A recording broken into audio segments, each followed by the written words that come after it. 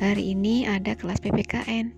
Saya mau nyimak video pembelajaran dulu yang dibagikan oleh Bu Guru pada pertemuan yang lalu. Seperti apa ya?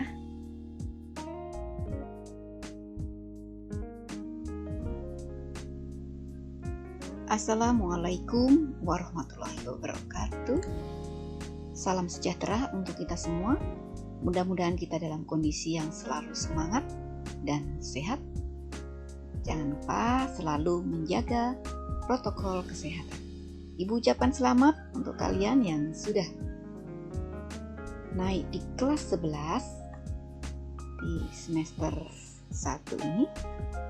Kalian akan belajar tentang harmonisasi hak dan kewajiban asasi manusia dalam perspektif Pancasila. Baiklah anak-anakku, Ibu yakin kalian tidak asing dengan istilah harmonisasi, hak, kewajiban asasi manusia. Atau Ibu yakin sekali kalian paham dengan Pancasila atau ideologi bangsa Indonesia. Baiklah, di sini ada kata-kata harmonisasi. Jadi yang terpikirkan dalam benak kalian dengan kata-kata harmonisasi atau harmonis, ya, yang harmonis, serasi, selaras, seimbang, pasti akan terlihat harmonis. Apa yang harus harmonis? Yaitu antara hak dan kewajiban asasi manusia dalam perspektif atau pendekatan Pancasila atau ideologi negara kita, Pancasila. Baiklah, bagaimana hak dan kewajiban asasi manusia yang harmonis? Kita lihat slide berikut.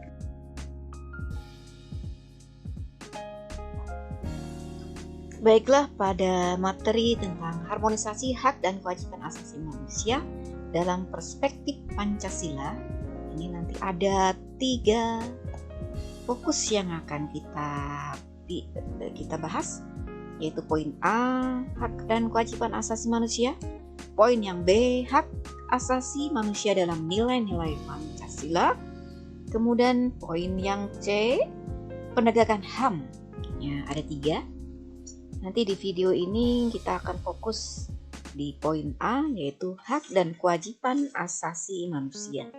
Baik, bagaimana dengan hak dan kewajiban asasi manusia?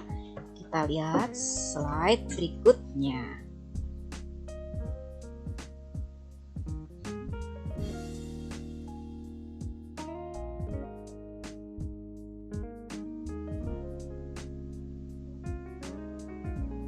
Baiklah, hak asasi manusia atau yang sering kita singkat dengan HAM adalah hak-hak yang sudah dimiliki oleh seseorang sejak ia masih dalam kandungan. Nah, ini dia. Jadi sejak kita dalam kandungan, hakikinya kita sudah memiliki hak asasi. Yang asasi itu bisa diartikan yang mendasar, ya, sejak dalam kandungan. Nah, ketika kita berbicara masalah hak, ada kalanya kita melalaikan dengan istilah kewajiban gitu. Yang terpikirkan dalam kita, apa hak kita? Apakah sudah terpenuhi hak kita? Apakah sudah kita peroleh hak kita? Akan tetapi ada kalanya kita selalu melalaikan kewajiban apa yang sudah kita tunaikan. Itu yang sejatinya harus kita pikirkan, harus kita perhatikan. Nah, apa itu sebenarnya kewajiban asasi manusia? Ya. Kewajiban asasi manusia itu bisa diartikan sesuatu yang wajib dilakukan oleh setiap manusia sebagai makhluk hidup. Kalau namanya wajib, itu berarti harus dilakukan. Jadi antara hak dan kewajiban seyogyanya, harusnya berjalan secara seimbang. Bisa kita pahami ya? Baik, kita lanjut ke slide berikutnya.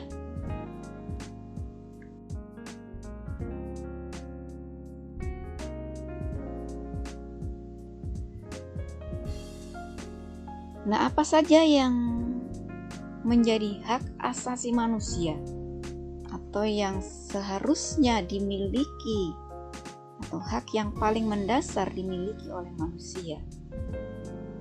Ada yang kita sebut dengan hak asasi pribadi, yaitu hak yang masih berhubungan dengan kehidupan pribadi manusia.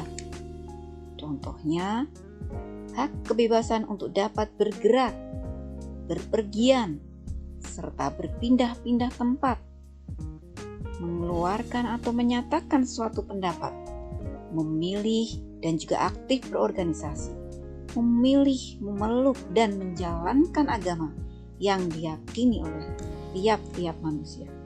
Tapi harus kita ingat bahwa hak itu dibatasi oleh kewajiban atau sesuatu yang harus kita laksanakan. Apa itu? Sesuatu yang wajib kita laksanakan, wajib kita tunaikan. Salah satunya, kita harus mentaati peraturan yang berlaku di negara tersebut. Ya, tidak kemudian serta-merta kalian berpergian, memang itu adalah hak, tapi semua dibatasi. Kalian ingin berpergian ke luar negeri, tentu harus ada dibatasi, ada peraturannya. Ya.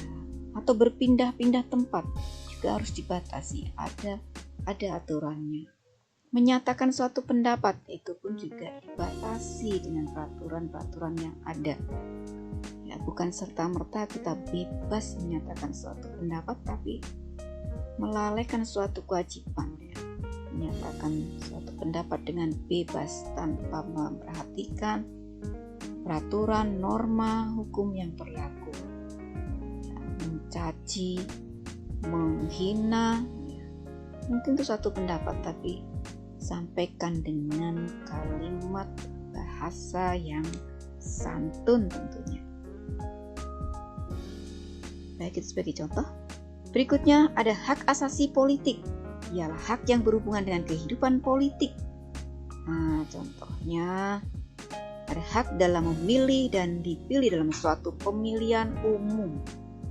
Ini adalah hak kita, hak asasi manusia, ya, yaitu dalam bidang politik, dalam bidang kenegaraan, atau ikut serta dalam berbagai kegiatan pemerintahan. Membuat dan mendirikan partai politik itu juga hak.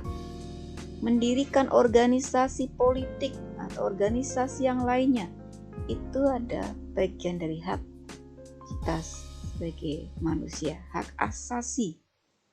Namun perlu diperhatikan ada kewajiban yang membatasi kita.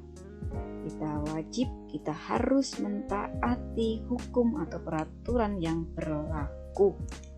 Tidak serta-merta mendirikan partai politik tapi visi misinya bertentangan dengan ideologi negara kita, ideologi Pancasila. Pasti itu tidak diperkenankan. Itu bukan bagian dari hak. Ya.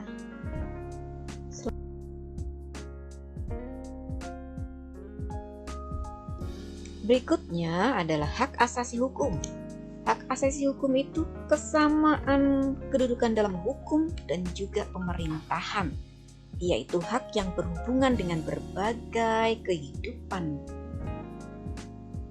hukum dan juga pemerintahan. Contohnya mendapatkan perlakuan yang sama di dalam hukum. Kita tidak melihat apakah seseorang itu seorang pejabat, bukan pejabat, masyarakat biasa, rakyat biasa, kaya, miskin, dari suku mana, ya semua mendapatkan perlakuan yang sama di dalam hukum serta pemerintahan. Mau menjadi pegawai negeri sipil silahkan, siapa saja bisa. Tidak harus melihat dari keturunan mana, suku apa, dari tingkat perekonomian yang lemah atau yang kuat. Nah, itu mendapatkan perlakuan yang sama, mendapatkan layanan dan perlindungan hukum.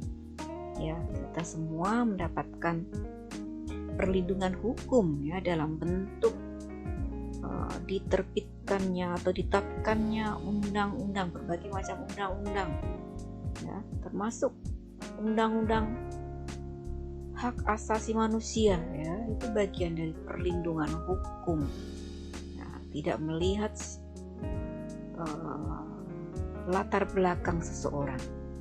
Namun demikian, seperti yang kita pahami bersama bahwa hak itu dibatasi dengan kewajiban yang ada. Kita wajib, kita harus mentaati sesuai dengan peraturan koridor yang ada di tempat kita berada. Kita boleh menjadi pegawai negeri sipil tentu sesuai dengan aturan yang ada, mengikuti tes. Kalau seandainya tesnya tidak lulus, bukan berarti kita tidak mendapatkan hak ya. Ya, jadi sesuai dengan peraturan yang ada. Ingin mendapatkan layanan ya, perlindungan hukum, itu semuanya sama, tidak dibeda-bedakan. Baik, berikutnya ada hak asasi ekonomi, yaitu hak yang berhubungan dengan berbagai kegiatan perekonomian. Nah, contohnya ini melakukan berbagai kegiatan jual beli. Nah, harus diingat ya, kegiatan jual beli nanti kita punya pemahaman bahwa kalau jual beli narkoba, narkotik dan obat-obat terlarang, berarti boleh dong, itu kan bagian dari hak asasi. Kita ketahui, kita pahami bersama, hak asasi itu dibatasi oleh kewajiban kita, yaitu menghormati, menjalankan, mentaati peraturan yang ada. Peraturan yang ada, kita dilarang untuk jual beli narkoba. Jelas ada pidananya. Penyalahgunaan narkoba pun demikian. Jadi tidak kemudian dengan berdalih hak asasi kita bebas berkehendak sesuai dengan hati kita. Tidak bisa seperti itu. Atau contoh yang lain, mengadakan perjanjian kontrak. Silahkan mau mengadakan perjanjian kontrak ya, asalkan kontraknya ya kontrak yang yang tidak melanggar hukum tentunya. Atau menyelenggarakan kegiatan sewa menyewa atau hutang piutang, silahkan boleh, asalkan tidak saling merugikan, tidak bertentangan dengan hukum, tidak bertentangan dengan peraturan. Atau punya hak memiliki sesuatu, mendapatkan pekerjaan yang layak, itu juga bagian dari hak kita sebagai manusia. Tapi semuanya tentu dibatasi dengan peraturan yang ada, hukum yang berlaku. Memiliki sesuatu, ya kalau sesuatu itu sifatnya melanggar hukum, tentu bukan dari hak kita sebagai manusia untuk memiliki. Baik, kita lanjutkan pada slide berikutnya.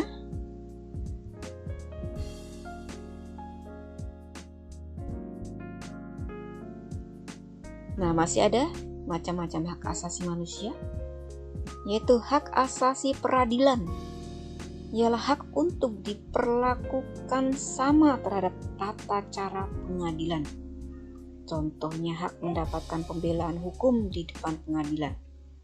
Siapa saja punya hak untuk mendapatkan pembelaan di depan hukum.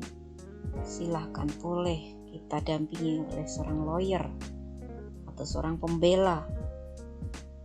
Tidak dibeda-bedakan.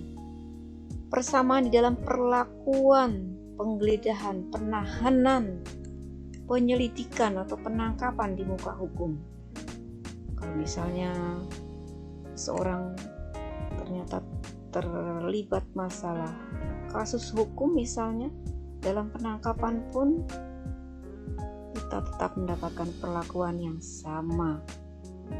Ya, penangkapan seorang penjahat baik berkerah putih maupun berkerah hitam, ya, penjahat mungkin dari kalangan pejabat ataupun bukan pejabat, sebenarnya mendapatkan perlakuan yang sama. Baik, kemudian ada hak asasi sosial budaya, ialah hak yang berhubungan dengan kehidupan dalam bermasyarakat. Contohnya hak dalam memilih, menentukan, serta mendapatkan pendidikan, mendapatkan pengajaran, mengembangkan budaya yang sesuai dengan bakat dan minat. Nah, ini merupakan hak asasi. Kita bisa memperoleh pendidikan, bisa memilih pendidikan, bisa menentukan pendidikan, itu bagian dari hak asasi di bidang sosial budaya. Mau mengembangkan budaya sesuai dengan minat kita, bakat kita, silahkan. Ada yang punya bakat, minat di bidang tari, di bidang olahraga, ya, bidang seni, itu merupakan bagian hak dari asasi manusia.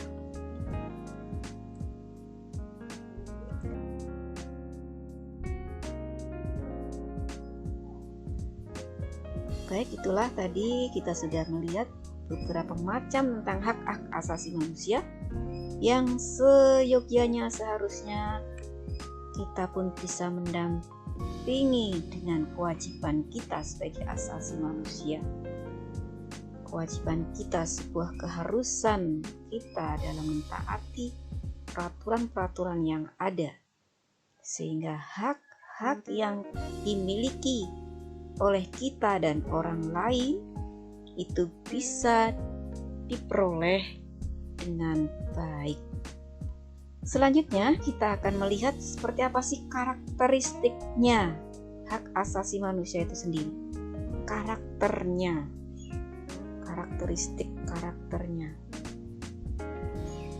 tidak dapat dicabut. Nah, hak asasi manusia itu tidak dapat dihilangkan, tidak dapat diserahkan. Kita punya hak untuk hidup. Nah, manusia itu punya hak untuk hidup. Tiba-tiba dihilangkan, diserahkan, itu tidak bisa. Kemudian karakteristik hak asasi manusia yang lainnya yaitu kesetaraan.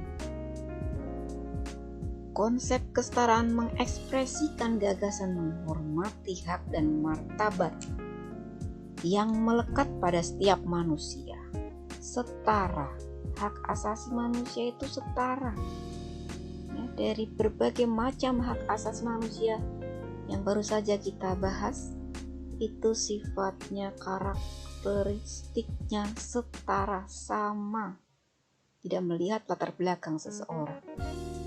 Pejabat, pegawai biasa, masyarakat biasa, masyarakat ekonomi kuat maupun lemah, mempunyai kesetaraan. Kemudian karakteristik yang lainnya atau sifat yang lainnya bahwa hak asasi manusia itu hakiki. Hakiki itu artinya melekat, sudah ada di setiap manusia di dunia ini tanpa terkecuali. Dari dalam kandungan hingga manusia tersebut mati atau meninggal dunia. Kemudian karakteristik yang lainnya bersifat universal atau umum. Jadi berlaku untuk semua orang tanpa memandang status, suku, jenis kelamin, atau perbedaan yang lainnya.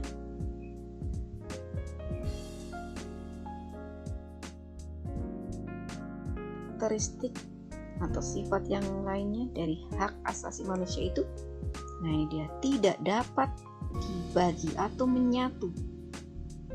Jadi hak asasi manusia itu baik hak sipil, politik, sosial, budaya, ekonomi, hak pribadi, yaitu semua sifatnya bersifat inheren, menyatu, Tidak hanya dicukupkan hak politik saja yang dipenuhi, atau hak pribadi saja, atau hak sosial budaya saja. Menyatu. Karena mengabaikan satu hak akan menyebabkan pengabaian terhadap hak-hak yang lainnya. Oke lah, katakanlah biarlah dia mendapatkan hak pribadi saja, nggak perlu hak sosial budaya, nggak perlu sekolah, nggak perlu pendidikan. Nah, pasti akan berpengaruh. Kemudian ada hak saling berkaitan dan bergantung. Pemenuhan dari satu hak seringkali bergantung kepada pemenuhan hak yang lainnya. Ya. Kemudian ada karakteristik non-diskriminasi, terintegrasi dalam kesetaraan. Non-diskriminasi, tidak membeda-bedakan, tidak mendiskriminasikan. Itu karakter hak asasi manusia.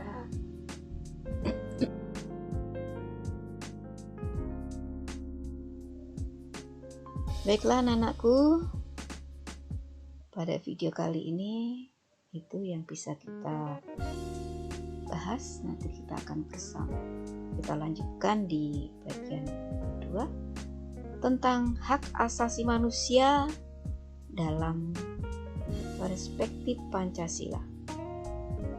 Jadi nanti di poin B ini akan melihat dalam Pancasila apakah juga mengatur tentang hak dan kewajiban asasi manusia. Oke, akan kita bahas pada video berikutnya. Jangan lewatkan ya video berikutnya, tetap kalian ikuti. Semoga bermanfaat.